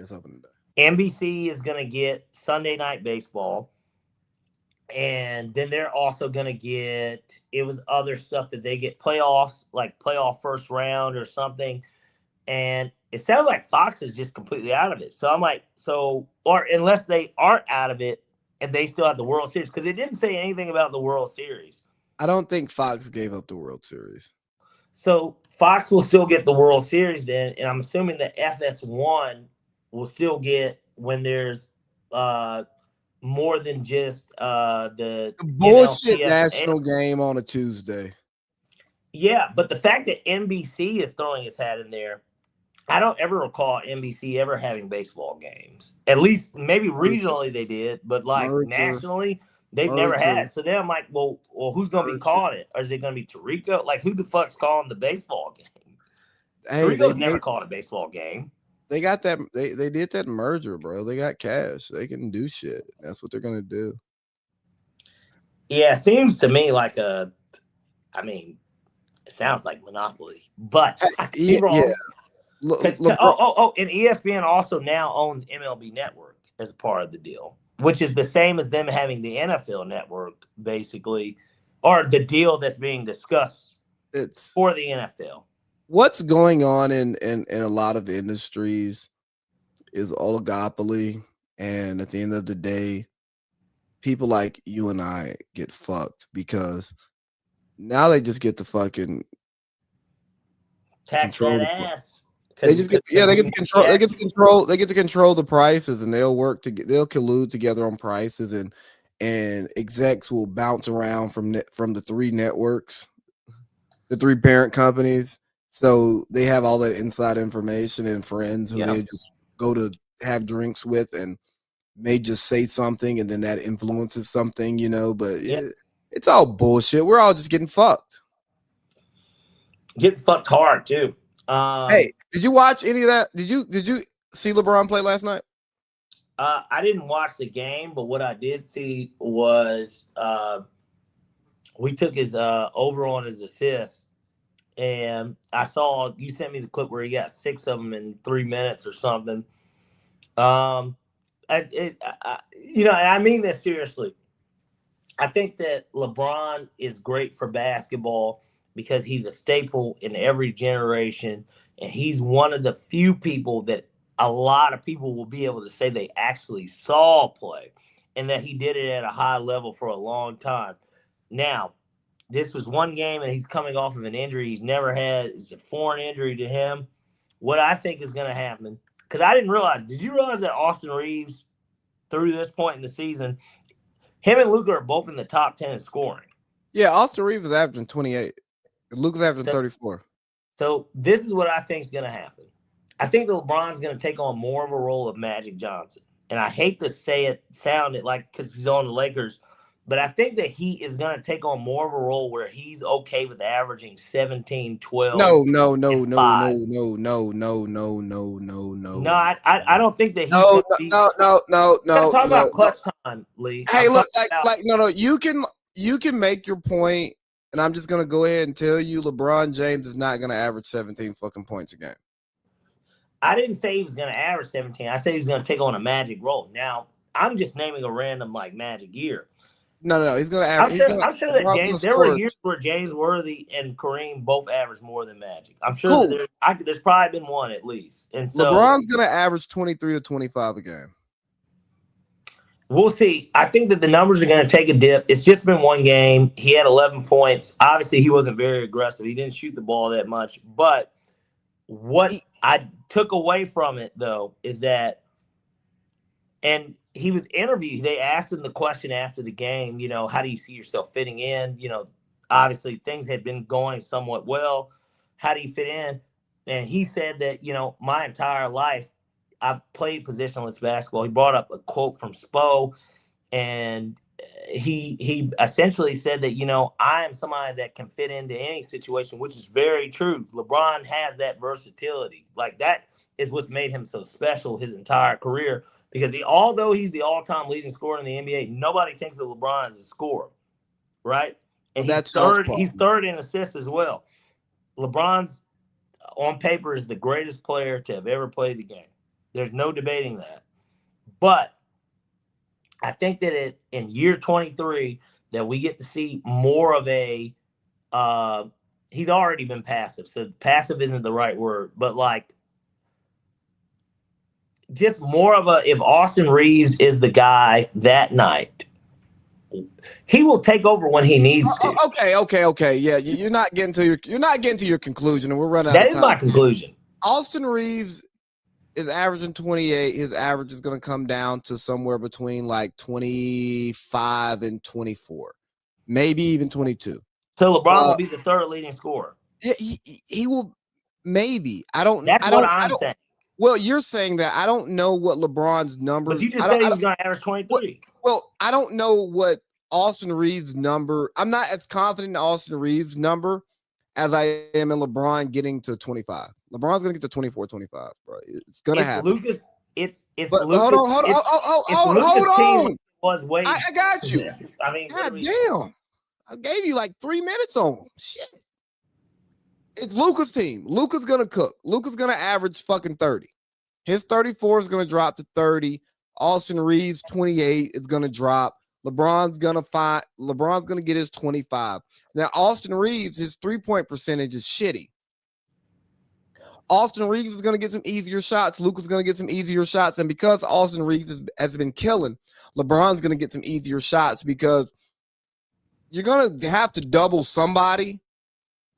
And if you do, the other options aren't great. You know what I mean? So the Lakers are just going to be a more efficient. Their offense is going to get more efficient just by the nature of LeBron James being on the court. And look, you don't need Luka and Austin Reeves averaging 34 and 28 long term. But LeBron also passive because the Lakers have been winning, and he's not going to come in and disrupt chemistry and play his way. LeBron should be happy about it anyways. It preserves him even more. He doesn't have to go as hard, except for when. Hey, where are we at on time? My iPad just died. We got 9 minutes, but we got plenty of time. Nike. We got plenty of time, but Steph's Nike. For sure. But just real quick, all I'm going to say is this. I'm excited to see what the Lakers do. I'm still a Lakers fan. I want them to do well. Oh, I thought your Lakers. Never mind. Let me not say that. No, I'm still a fan. But yeah, no, I was gonna say something, and it was not gonna be a dark joke, but it was gonna sound like it, so I don't want to say it. For 1 minute, then before we get to Steph and Nike, Hawks. I mean, we have to talk about it. Hometown team, 5-game win streak. They lost to Detroit yesterday, who's super duper hot, but like not hot. They're the best team in the East right now. Well, Detroit, but I'm saying we were just as hot. I mean, the Hawks were on a 5-game win streak. They lost at home. Hawks have a terrible home record, which is so not Hawks. The Hawks normally win at home. But regardless, has management finally got themselves a winning hand real quick? But they can do what they kind of want. They got the number 1 pick from the Pelicans. Trae Young's on ice, and they're still winning. So they kind of everything's in management's hands now. I don't trust them, so no. But we got a new GM. This is same owner. That's true too. All right. You know, the owner who got rid of Slink, 2 years after the Hawks had like their best season in history. I'm sorry. That's true. Sorry, Dominique. So Steph Curry, obviously you said the deal, reported 7 years, like 780 or something ridiculous. What do you think happened with Steph Curry and Under Armour? Do you think that he just wanted to leave, or did they? No, or he knew that he could get more, and they didn't want to pay it. Like, no, it wasn't. It wasn't the money in the contract, right? Nike had to pay that deal, that dollar figure, because of what Under Armour is willing to pay Steph. But what Nike can do for Steph as he ends his career, he might actually get some classic shoes that will outlive his basketball playing, and that's what you need as a player to help keep you relevant as you're no longer playing. He wants to do his Steph Curry brand. I'm sure the infrastructure at Nike actually makes his brand become more viable as he's no longer playing, because Nike has the experience with the Jordan brand, with what LeBron has done, so on and so forth, and Kobe as well. Like Kobe, because that's the one that's killing. You know what I'm saying? But Steph needed to get away from Under Armour. Like, you're too good to be wearing them bum ass shoes. Niggas ain't wearing Under Armour. Steph might shoot up the top the top NBA rankings just off of having Nikes now, because he's gonna have that whole campaign behind him. So shout out to Steph. Thank God I can finally get a Steph Curry shoe. Yeah, and hopefully, I mean, obviously he wore Kobe's that first game as a free agent, but like, hopefully he gets a shoe that can be something of that mold, because although it's no shots at LeBron's had a couple of nice, a really nice pair of Nikes, but for the most part, I mean, maybe niggas do wear LeBron's. I never wore them hooping, but like, I'm talking about playing basketball. And like LeBron. You got to understand, LeBron is 6'9", 260, 70 pounds, depending on what year it is, 250 pounds. The type of shoe that he needs is not appealing to most I'm people. with you. Yeah, it's got to be fucking construction worker shoes. But like what I'm saying is even Caitlin Clark, who some people dub as the woman Steph Curry, her PE is a Kobe. Now, I'm not saying that you're going to make Kobe's for Curry. Curry's going to have his own signature with that amount of money. They have to fucking do it. But like, they're going to take that mold. I hope that it's more of that design. That's all. Cade also has a shoe coming next year too. And he looked like he deserves it. Let's get to the picks. Ladies and gentlemen, it is time for Parlay Pete's College Football 6-pack. 666. All right, so we're going to kick this thing off and we're going to move swiftly. We got Oklahoma State at Central Florida. I like Central Florida to cover the number. Oklahoma State's a dumpster fire, guys. I promise you. Minus 13.5, Central Florida at home. Easy money. Next, we got South Florida at UAB. We cashed on South Florida last week. We're going to cash on them again this week. We're going to take South Florida minus 20.5 at UAB. Then next, we got Arkansas at Texas. I think Texas deserves a little bounce back love. Give me Texas minus 9.5. They're plus money here. I'm going to take it. Missouri at Oklahoma. I don't think that Oklahoma falls flat on their face. Missouri's got a backup quarterback. Give me Oklahoma minus 6.5 down there in Edmond. And then we got USC at Oregon. I really love USC plus 10.5. It's honestly odd that the spread is that big because I don't think that Oregon's proven enough. And then finally, this is just a layup type bet. Duke at North Carolina. Give me Duke money line because Duke stays alive for the ACC championship. All righty. I don't have anything to write with. I'll send it to you. Yeah, I'll send it. Ladies and gentlemen, it is time for Parlay Pete's NFL 6-pack. 666. All right, so we'll be really brief here too. We're gonna start off with the bang. So it's my upset of the week. I don't give a fuck if Joe Burrow is playing or not. It's a true story, and just because I have to tell it. The Bengals and the Patriots played last year to start the season. The spread was 8. Everything is symmetric with the start of that game last year at the start of the season. The spread is 8. I'm going to take the Patriots at the Bengals. Bengals money line. They're big underdogs here. Patriots have won 9 in a row or 8 in a row. Let me get the Bengals on the money line. Next, we got the Seahawks at the Titans. I'm going to take the Seahawks minus 13. They've dominated on the road this year. They are probably the best road team in the NFL. Next, we got the Colts at the Kansas City Chiefs. I like the Chiefs minus 2.5. I think that their backs are against the wall, and that's the type of team that can thrive against their backs against the wall. Next, we got Monday Night Football. Carolina Panthers at San Francisco 49ers. Somebody's going to show the Panthers who they really are. It's the 49ers. Let me get the 49ers 6.5 at home on Monday night. Next, we got the Giants at the Lions in Detroit coming off a loss like they did. They're about to run up the fucking score. Let me get the Lions minus 9.5. Can't believe that line's that low. And then finally, Eagles at Cowboys. I like over 46.5, sir. All righty. You like it. I love it. It's time for Leads 3. Leads 3. All right. I got a minute. Give me Texas, Seattle, and the Niners. There we go. Check the description for those numbers. Hey, thanks for the great show. Thanks for the birthday wishes. Hey guys, sorry we didn't get to everything because we got about 50 seconds. We hate and love the Falcons, and they deserve this show. They deserve this show. And hey, Steve, I didn't have anything for you today. Next week, we'll be back.